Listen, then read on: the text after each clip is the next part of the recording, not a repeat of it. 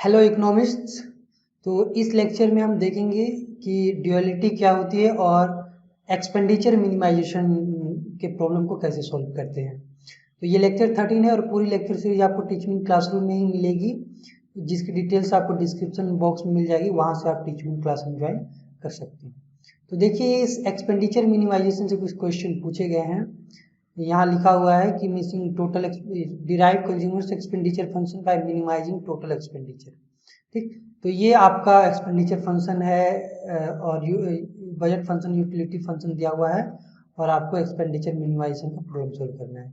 और इसमें भी देखिए कि एक्सपेंडिचर फंक्शन से रिलेटेड क्वेश्चन पूछे गए हैं।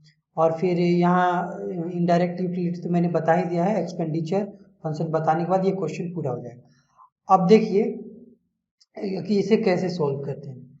तो सबसे पहले हम समझते हैं कि ड्यूअलिटी क्या होती है, उसके बाद हम एक्सपेंडिचर मिनिमाइजेशन पर जाएंगे। ठीक, तो आप देखिए कि अभी तक हम पढ़ रहे थे कि हम यूटिलिटी मैक्सिमाइज कर रहे थे, यानी कि मैक्सिमाइज यूटिलिटी। ऐसे यूटिलिटी, और यूटिलिटी क्या है? Utility is function of quantity of goods. x1 ले लीजिए, x2 ले लीजिए, या फिर आप x1 तक जितने भी गुड्स ले लेते हैं, इनकी क्वांटिटी से ही पे डिपेंड करता है कि यूटिलिटी कितनी होगी।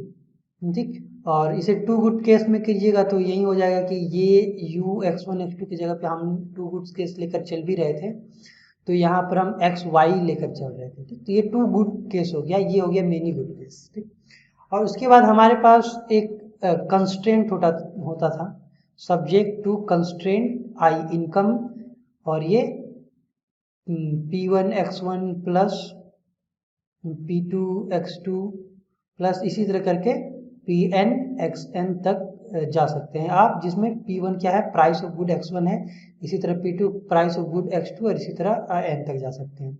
और टू गुड केस में हम इसे ऐसे लिखते थे, जो हम पिछले लेक्चर्स में देख रहे थे कि हम Px और x लिखते थे और प्लस Py y लिखते थे। तो ये टू गुड केस है।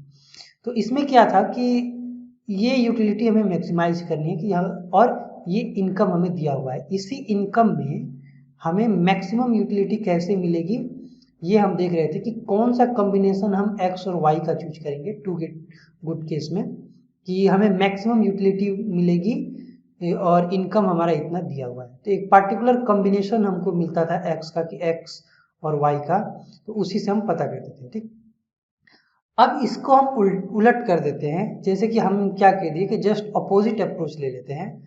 हम मानते हैं कि ये इनकम नहीं एक्सपेंडिचर है। क्यों? क्योंकि जब आप पूरा इनकम स्पेंड कर ही देते हैं तो वो एक तरह से एक्सपेंडिचर ही हो गया आपका, क्योंकि सेविंग की बात तो हम कर नहीं रहे हैं।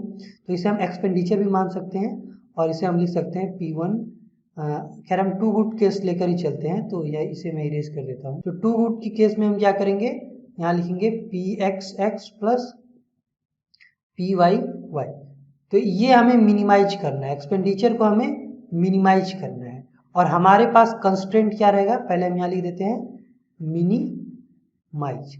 अब हमें एक्सपेंडिचर को मिनिमाइज करना है, यानी कम से कम खर्च में हम कैसे एक पार्टिकुलर लेवल ऑफ यूटिलिटी को अचीव करेंगे। तो यूटिलिटी अब हमें गिवन होगा, यानी कि यूटिलिटी दिया हुआ रहेगा।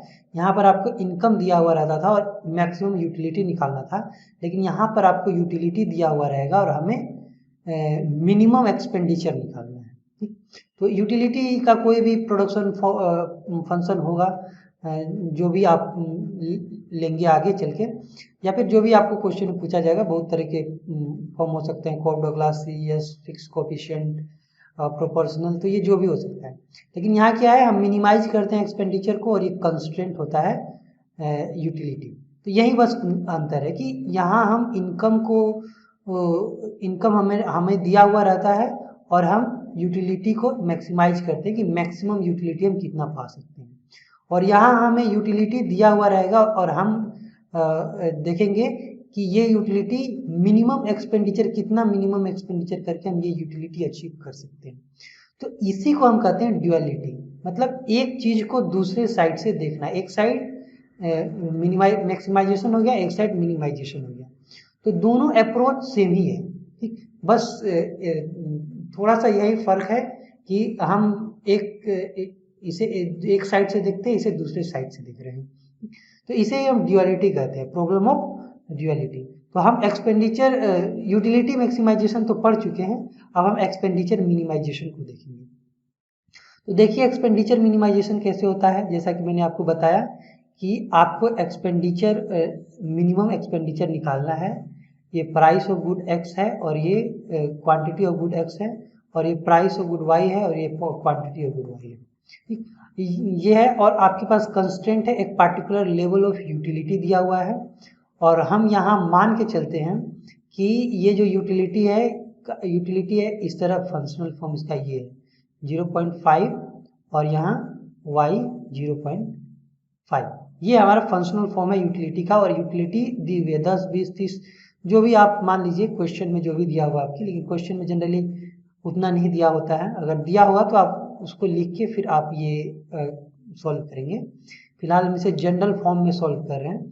तो ये हमारा यूटिलिटी फंक्शन है, और इस लेवल की यूटिलिटी, हमको कोई पार्टिकुलर लेवल की यूटिलिटी चाहिए, और वो हमें देखना है कि मिनिमम कितना एक्सपेंडिचर करके हमें वो मिल जाएगा। अब इसको आप ऐसे भी लिख सकते हैं, इसमें x टू द पावर 1/2 और फिर यहाँ y टू द पावर 1/2 भी लिख सकते हैं, या फिर आप चाहें तो इसे रूट में भी लिख सकते हैं कि 1/2 एक्सपोनेंट होने का मतलब रूट ही होता है। तो मैं इसे लेकर चलता हूँ, ठीक, आप इसे और इसे करके जैसे भी आप प्रैक्टिस करें, तीनों से प्रैक्टिस कर ले तो ठीक ही होगा, जो आपको ये लगे। तो मैक्सिमाइजेशन मिनिमाइजेशन जब हम करते हैं, कंस्ट्रेंट मैक्सिमाइजेशन और मिनिमाइजेशन, तो हम एक लैग्रांजियन फंक्शन लेते हैं, ठीक, जो कि यही अप्रोच मैं आपको बता चुका हूँ पहले भी।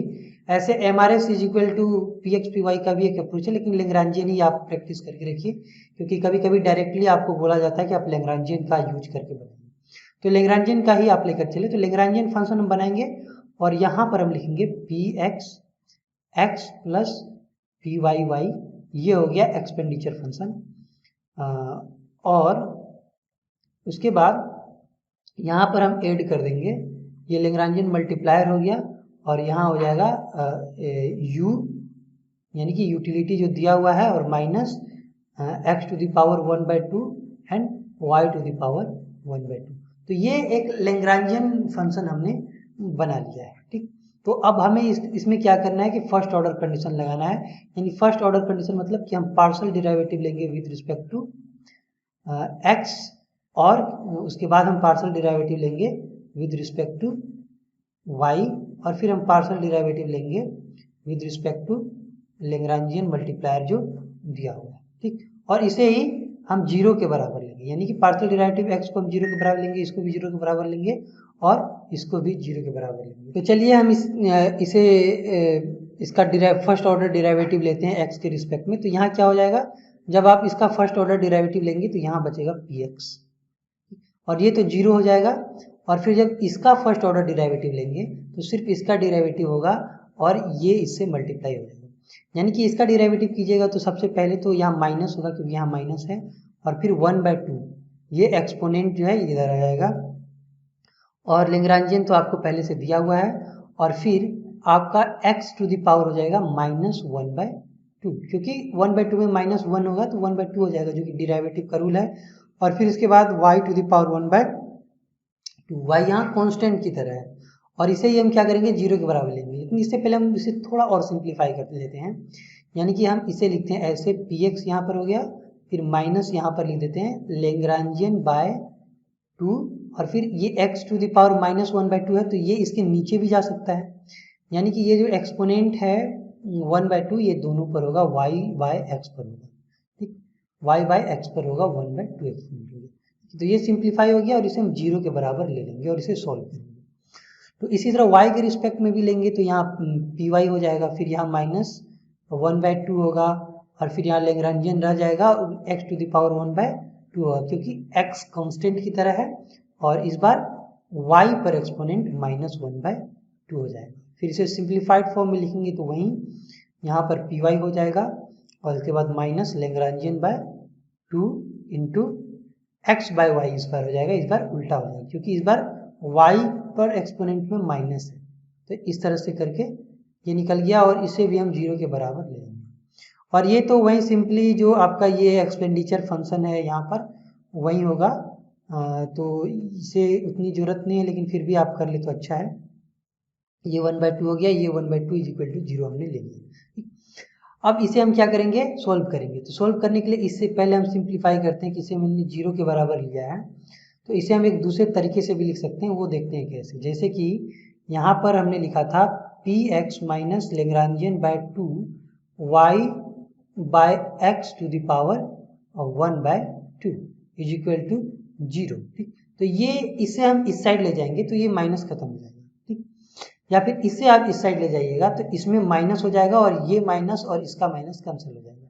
अब जैसे भी करें तो आप इसे ऐसे तो लिख ही सकते हैं कि लेग्रांजियन बाय 2 और फिर y by X to the power 1/2 is equal to P X. इस तरह आप लिख सकते हैं इसे। उसके बाद हमें सिर्फ लेग्रांजियन को इधर रखना है और बाकी सबको इस साइड ले जाना है। तो हमने सिर्फ लेग्रांजियन मल्टीप्लायर को इधर रख लिया और बाकी सब चीज़ों को इस साइड ले जाएंगे तो 2 ऊपर चला जाएगा, यानी पी एक्स से मल्टीप्लाइड हो जाएगा। और ये क्या हो जाएगा, ये उल्टा हो जाएगा, यानी y बाय एक्स हो जाएगा x बाय y, और बाकी जो एक्सपोनेंट है वहीं रह जाएगा। ठीक, अगर आपको ये समझ में नहीं आया कि ये कैसे हुआ तो आप मुझसे पूछ सकते हैं, मैं बता दूंगा आपको। और फिर ये हो गया। अब देखिए क्या करना है कि ये हमने एक निकाल लिया जो हमारे काम की चीज़ है। ठीक, अब हम क्या करेंगे, उस जो y का दिया हुआ था, y के रिस्पेक्ट में जो हमने किया था उसे भी हम सॉल्व करेंगे उसी तरह। और ये जो हमारा फंक्शन है 1/, यहाँ x बाय वाई होगा और इज इक्वल टू 0 था। तो अब इसे भी जब आप सॉल्व करेंगे तो कुछ उसी टाइप का आपको मिलेगा, बस थोड़ा है कि x की जगह पर y हो जाएगा और y की जगह पर x हो जाएगा। ठीक, इसे हमने लिख दिया पी वाई, और फिर इसी तरह आप इसे लेग्रांजियन मल्टीप्लायर के इज इक्वल टू लीजिएगा तो ये हो जाएगा 2py और y by X to the power 1/2। तो आप देख सकते हैं कि ये दोनों, ये एक इक्वेशन है और फिर ये एक इक्वेशन है, तो ये इसके बराबर है, ये इसके बराबर है। इसका कहने का मतलब कि ये और ये दोनों बराबर होंगे। ठीक, दोनों बराबर होंगे तो हम इसे बराबर के में भी ले सकते हैं, यानी कि हम इसे ऐसे लिख सकते हैं 2px into X to the power x by Y to the power 1/2 is equal to 2py into Y by X to the power 1/2। तो ये हो गया। अब देखिए ये 2 कैंसिल हो जाएगा क्योंकि ये दो इक्वेशन के दोनों साइड 2 है, तो ऐसे भी इसे इधर लाइएगा तो ये इसके नीचे चला जाएगा और कैंसिल हो जाएगा। अब यहाँ जो px है इसके नीचे आ जाएगा py। ये py इसके नीचे हमने ला दिया। अब इसे हम इस साइड ले जाएंगे तो क्या होगा, इसे इस साइड ले जाने के बाद ये y बाय एक्स पहले से इधर है, y by X to the power 1/2, और इसे जब इस साइड ले जाइएगा तो ये भी x बाय वाई जो है ये y by X to the power 1/2 हो जाएगा। ठीक, यानी कि px py is equal to y by X हो जाएगा, क्योंकि जब इन दोनों को मल्टीप्लाई कीजिएगा तो ये 1/2 ऐड हो जाएगा और ये 1 के बराबर हो जाएगा। तो ये हमारा निकला। तो अब हम क्या करेंगे, अब हम एक इसको x के फॉर्म में लिखेंगे या फिर y के फॉर्म में। जैसे कि मैं y के ही फॉर्म में लिखता हूँ इसे, तो y इज इक्वल टू क्या हो जाएगा, px और x बाय py। तो ये y के फॉर्म में मैंने लिख दिया। तो जो ये y का वैल्यू हमने निकाला इसे हम रखेंगे कंस्ट्रेंट। तो हमारा कंस्ट्रेंट क्या था, ये था कंस्ट्रेंट। आप इसे कहिए या फिर आप इसे कहिए, तो जिसे भी कहिए, तो हम इस कंस्ट्रेंट में इसे रखेंगे। ठीक, तो चलिए y के वैल्यू को हम इस कंस्ट्रेंट में रखते हैं। जो हमारा कंस्ट्रेंट है वो इस तरह है, u यानी utility is equal to X to the power 1/2 and y to the power 1/2। तो ये कंस्ट्रेंट है और इसमें हमें y की वैल्यू रखना है। तो जब आप y की वैल्यू रखिएगा तो ये कुछ इस तरह हो जाएगा, y नहीं, u is equal to X to the power 1/2 यहाँ रहेगा, और y के जगह पे जो y की वैल्यू थी px x by py to the power 1/2 too. यहाँ आप देख सकते हैं कि y की वैल्यू मैंने सही रखी है या नहीं। हाँ, ये देखिए ये y का वैल्यू मैंने करेक्टली रखा है। ठीक, तो ये हो गया। अब हम क्या करना है, इसे हम थोड़ा सिंप्लीफाई करेंगे और इसे x के फॉर्म में लिखेंगे, क्योंकि यहाँ देखिए y खत्म हो गया, सिर्फ x बचा है। तो x के फॉर्म में लिखेंगे, इससे जो x का वैल्यू हमें पता चलेगा उससे हम y का भी निकाल पाएंगे। तो x का वैल्यू निकालने के लिए आप इसे हम थोड़ा सिंप्लीफाई करेंगे, और यहाँ देखिए कि यहाँ x टू द पावर 1/2 है और इस x पर भी पावर 1/2 है। यानी कि आप ऐसे भी कर सकते हैं कि x to the power 1/2 multiplied by x to the power 1/2 is equal to x हो जाएगा। ठीक, तो ये हो जाएगा। अब हम क्या करेंगे, ये उसी को यहाँ पर लिखेंगे, यानी कि यहाँ लिख देंगे हम x और फिर यहाँ px पी वाई पर एक्सपोनेंट हो जाएगा 1/2। अब ये हो गया। अब हम इसे x के फॉर्म में लिख सकते हैं, यानी यहाँ x हम लिखेंगे। ठीक, और फिर क्या होगा, ये इस साइड जाएगा तो उल्टा हो जाएगा, यानी कि इस साइड यूटिलिटी पहले से दी हुई है और यहाँ ये हो जाएगा P Y P X to the power 1/2। तो ये x का वैल्यू हमने निकाल दिया। अब ये जो हमने x का वैल्यू निकाला है, इसे हम फिर से इसी कंस्टेंट में रखेंगे और y का वैल्यू निकालेंगे। तो क्या होगा कि ये जो इस तरह हमने लिखा है u to the power u is equal to x के जगह पे हम x का वैल्यू रखेंगे, यानी कि यहाँ u टू द u होगा यहाँ, और फिर यहाँ पर है पी वाई पी एक्स और इस पर एक्सपोनेंट 1/2 दिया हुआ है। लेकिन ये तो x का वैल्यू है, यहाँ देखिए x पर भी एक्सपोनेंट दिया हुआ है, तो उस एक्सपोनेंट को भी हमें यहाँ पर लेना पड़ेगा। तो यह पूरे पर एक्सपोनेंट 1/2 है और फिर यहाँ बचा y टू द पावर 1/2 तो दिया हुआ ही है। अब हमें इसे y के फॉर्म में लिखना है। तो इसे आप बहुत तरीके से सॉल्व करके y के फॉर्म में लिख सकते हैं, लेकिन मैं इसे थोड़ा सिंप्लीफाई करने के लिए क्या करता हूँ, दोनों साइड को 1/2 से मल्टीप्लाई कर देता हूँ, दोनों साइड को, इसे भी और इस साइड को भी, यानी कि इससे एक्सपोनेंट को इस पर मैं 1/2 एक्सपोनेंट 2 एक्सपोनेंट दे देता हूँ, वो ज़्यादा सही रहेगा कि मैं इस पर 2 एक्सपोनेंट लगा देता हूँ सब पर।